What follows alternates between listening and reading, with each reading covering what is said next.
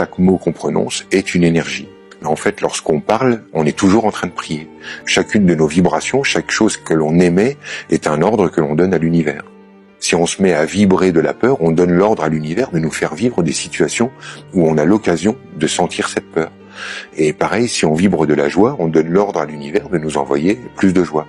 Bien, avec les mots, c'est la même chose. Chaque mot est une clé vibratoire. Et si on utilise les mots dans des combinaisons particulières, on crée des clés vibratoires. Moi, c'est ma façon de travailler. Car cet enchaînement de mots mis à la suite les uns des autres, même s'ils n'ont pas une cohérence mentale, vont avoir une cohérence énergétique qui, une fois rentré dans la structure énergétique du sujet, va en modifier l'aspect, donc le résultat dans la matière. Quand tu reçois un mot qui bouge ta structure énergétique, c'est ta vie qui bouge, parce que ta vie, c'est l'absolu résultat de cette sphère énergétique dans laquelle tu navigues. Donc à chaque fois que tu vis une expérience qui modifie ta sphère énergétique, le résultat de ta matière, très concrètement, change. On a toujours exactement ce qu'on souhaite parce que nous sommes le résultat d'une équation vibratoire. Cette équation vibratoire est faite de ce qui est conscient dans notre esprit et aussi de ce qui est inconscient.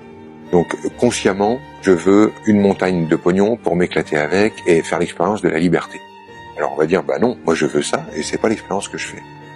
Tout simplement parce que ce que je demande à l'univers, ça n'est pas ce que je demande avec ma voix, c'est ce que je demande avec mon équation vibratoire. Tout ce que je dégage, consciemment et non consciemment.